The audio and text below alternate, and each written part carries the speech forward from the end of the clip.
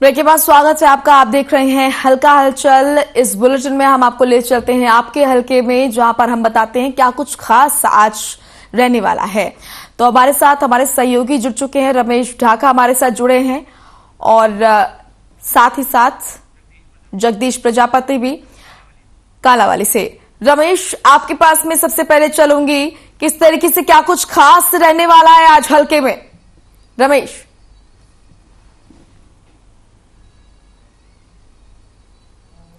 मौसम ने करवट ले ली है और मौसम विभाग हिसार की अगर मैं बात करूं तो वहां से जो मैसेज जारी हुआ था कि 26 तारीख तक जो है ये मौसम ऐसा ही रहेगा और इसका जो किसानों को बहुत बड़ा नुकसान लगातार हो रहा है। अभी कुछ ही देर पहले हमारी जो है भटुकना क्षेत्र के गांव वन मंदोरी से संदीप मात्रा से जो बात हुई है, उन्होंने बताया है कि अन्नदाता लगातार परेशान है और इस बारिश से उनके ऊपर जो कहर बरसा जा रहा है उसके अंदर उनकी जो फसलें हैं वो इस समय लगभग पक कर तैयार हो चुकी है। उन्होंने बताया है कि ग्वार, बाजरा और मूंगफली की जो इस समय खुदाई चल रही है और नरमा की जो फसल है वो चुगने का समय था मोनिका इस समय, तो लगातार अन्नदाता पर संकट जारी है। उन्होंने और भी कई खुलासे किए हैं इसको लेकर के। कहा है कि अन्नदाता की जो मदद नहीं की जा रही है उसको जो हर व्यक्ति लूटने की कोशिश में रहता है। कहीं ना कहीं नकली दवाइयां उन तक जो है सप्लायर देते हैं, नकली बीज दे दिया जाता है।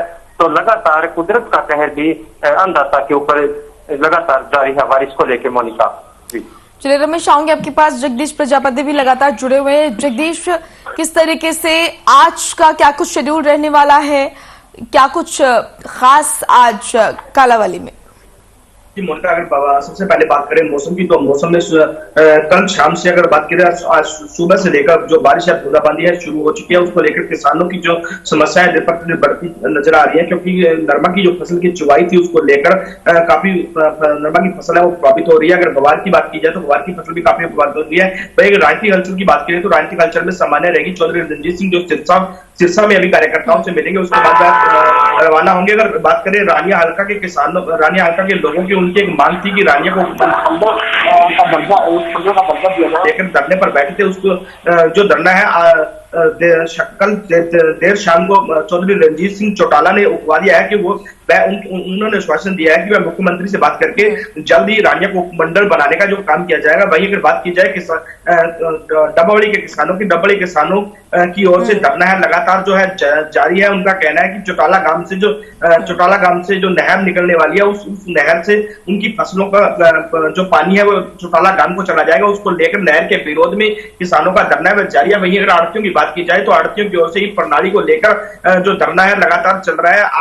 आज भी धरना है जो 11 बजे से धरना शुरू किया जाएगा और लगातार जो धरना मार्केट कमेटी के आगे है मोनिका जो चल रहा है। अगर बात की जाए कालावाली में त्योहारी सीजन की, तो त्योहारी सीजन को लेकर शासन व प्रशासन बिल्कुल बेतुआस नजर दिखाई दे रहा है। अगर बात की जाए कालावाली में लाखों करोड़ों रुपए का जो पटाखा है अवैध रूप से स्टोर कर लिया गया है। कहीं ना कहीं जो लाइसेंस की बात की जाए तो कालावाली में एक ही लाइसेंस बना हुआ है। प्रशासन का इस ओर ध्यान दिया, कहीं भी कोई भी दुर्घटना है जो मोनिका कहीं भी घट सकती है, इसको लेकर प्रशासन को अलर्ट होने की जरूरत है। जी मोनिका।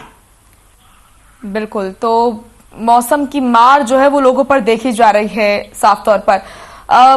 रमेश, आपके पास आऊंगी। खासतौर पर अगर हम किसानों की बात करते हैं, आपने बताया किस तरीके से किसान जो है वो काफी परेशान है और हमने खुद ने पूरा प्रोग्राम भी चलाया था इसको लेकर कि अन्नदाता किस तरीके से परेशान है।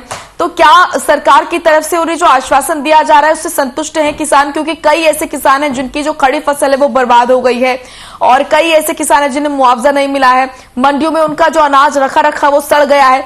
क्या इन तमाम चीजों पर जो व्यवस्था सरकार की है और जो आश्वासन दिया जा रहा है उससे संतुष्ट दिख रहा है क्या किसान?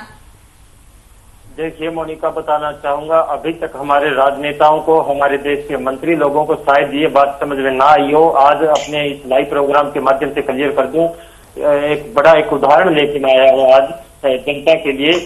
दीवार के ऊपर जो दीवार घड़ी लगती है, दीवार के ऊपर मोनिका, वो दीवार घड़ी के अंदर हर व्यक्ति टाइम देखता है और उसके अनुसार वो चलता है। लेकिन दीवार घड़ी टिकी किसके ऊपर है, वो लगी किसके ऊपर है, ये पीछे की चीज जो किसी को दिखाई नहीं देती। कील बेशक छोटी होती है, कील के ऊपर वो मोनिका लगाई जाती है।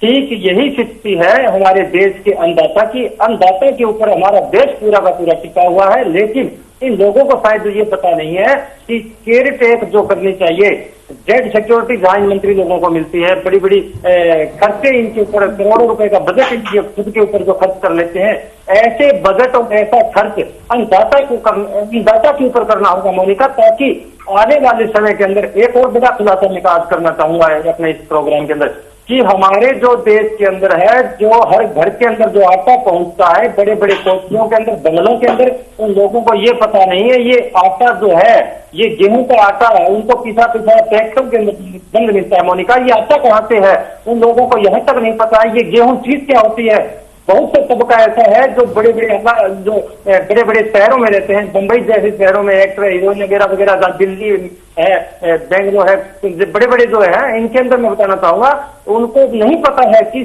60 के अंदर अन्नदाता जो पैदा करता है, फिर जो इसको जो है हमारे तक पहुंचाता है, उसकी मैं कहना चाहूंगा अन्नदाता की, जैसे आपने कही मंडियों के क्या हालात है अभी, जो 2 दिन से 3 दिन से जो लगातार देख रहे थे, कुछ जिलों के अंदर जो बारिश के अंदर उनका अनाज बह गया है, कहीं शेड नहीं है। आपने बिल्कुल अच्छी आवाज उठाई आज कि ये जो चीजें हैं, ये फैसिलिटियां हैं, ये मोनिका अन्नदाता को देनी चाहिए, उसकी हर जगह संभाल करनी चाहिए। फसलें बर्बाद हो गई थी कुछ दिन पहले जो बारिश हुई थी, उसके अंदर उसका मुआवजा तुरंत उनको दिया जाए, उनकी हर चीज के अंदर जो मदद करनी चाहिए अन्नदाता की, तभी जाकर के हमें जो है रोटियां नसीब होंगी मोनिका जी।